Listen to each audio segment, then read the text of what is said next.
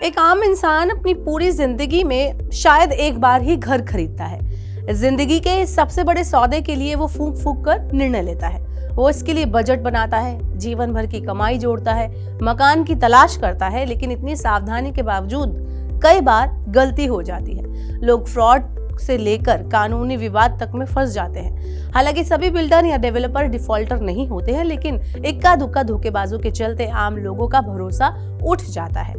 आम लोगों से हो रही धोखाधड़ी के लिए सरकार ने रेरा कानून बनाया है। इसमें काफी हद तक बिल्डर्स की मनमानी पर लगाम लगी है, लेकिन फिर भी मकान की खरीदारी में आपको सावधानी और जानकारी की जरूरत होती है। इस वीडियो में मैं आपको कुछ ऐसे तरीके बताने जा रही हूं जिससे आप एक नजर में समझ जाएंगे कि कहीं आप धोखे का शिकार तो नहीं हो रहे। तो बिल्डर की विश्वसनीयता जानने के लिए सबसे आसान तरीका बैंक की प्री अप्रूवल लिस्ट है। आप इसके लिए बिल्डर से उन बैंकों की लिस्ट मांग सकते हैं जिन्होंने होम लोन के लिए बिल्डर के प्रोजेक्ट को प्री अप्रूव किया है, यानी कि प्री अप्रूवल उसको दिया है। प्री अप्रूवल प्रॉपर्टी वो प्रॉपर्टी होती है जिसकी पड़ताल बैंक पहले ही कर चुका होता है, यानी बिल्डर के सभी प्रकार के अप्रूवल्स लिए हैं या नहीं, जमीन का मालिकाना हक बिल्डर के पास है या नहीं, भवन का नक्शा पास है या नहीं। यानी प्री अप्रूव्ड प्रोजेक्ट होने से आपको प्रोजेक्ट की सत्यता को जांचने के लिए ज्यादा भागदौड़ नहीं करनी पड़ेगी। बैंक खुद ही इसकी पड़ताल कर चुका होगा। अगर आप प्रॉपर्टी खरीदने जा रहे हैं तो ऐसे ही बिल्डर या डेवलपर का आपको चुनाव करना चाहिए जो कम से कम 3 बैंकों के प्री अप्रूवल प्रोजेक्ट वाली लिस्ट में शामिल हो।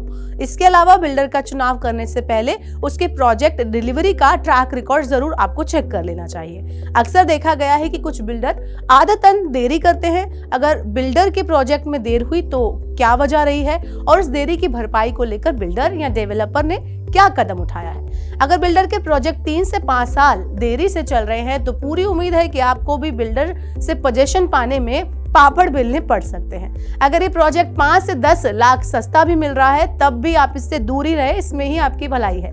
कई बार लोग बिल्डर की मटेरियल क्वालिटी को लेकर भी परेशान होते हैं। कुछ घर तो गृह प्रवेश के 2 साल बाद ही खंडर होने लगते हैं। कहीं पपड़ी झड़ जाती है, कहीं सीलन आ जाती है, कहीं सीमेंट झड़ने लगता है, कहीं टाइल्स उखड़ जाती हैं। इसलिए जरूरी है कि आप बिल्डर के पहले से बने प्रोजेक्ट को जाकर देखें। आपको पता चल जाएगा कि बिल्डर निर्माण सामग्री कैसे इस्तेमाल करता है, वहां पार्क जैसे ओपन एरिया है या नहीं। इसके साथ ही घर फाइनल करने से पहले बिल्डर की आर्थिक स्थिति को लेकर जरूर जानकारी हासिल कर लें, उसे कंफर्म कर लें। क्योंकि वो कंपनी या ग्रुप जो शेयर मार्केट में लिस्टेड होते हैं उनकी बैलेंस शीट पब्लिक डोमेन में जरूर मिलती है। ऐसे ग्रुप की आर्थिक स्थिति जांचनी आसान हो जाती है। जिसकी बैलेंस शीट पब्लिक डोमेन में नहीं है उसकी आर्थिक स्थिति का पता लगाने के लिए थोड़ी सी आपको मेहनत करनी पड़ सकती है, जांच पड़ताल करनी पड़ सकती है। इनमें डेवलपर, ब्रोकर या कॉन्ट्रैक्टर की मदद ली जा सकती है।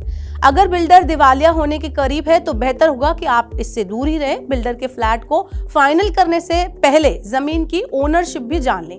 किसी आवासीय प्रोजेक्ट में घर खरीदते समय अक्सर ये माना जाता है कि जिस जमीन पर वो बन रहा है उसका ओनरशिप बिल्डर के पास है या नहीं, लेकिन ऐसा होता नहीं है। कई बार पूरी जमीन पर बिल्डर की ओनरशिप होती ही नहीं है। बिल्डिंग हैंडओवर करते समय इसका पता चलता है। तो कई बार ऐसे प्रोजेक्ट कानूनी पचड़े में भी फंस जाते हैं। इस स्थिति से, सिचुएशन से बचने के लिए प्रोजेक्ट से जुड़ी सभी अनुमतियों की आपको जांच करनी चाहिए और जांच करते समय जमीन की टाइटल सर्च भी करवाना चाहिए। इसके लिए किसी वकील की सलाह भी आप ले सकते हैं।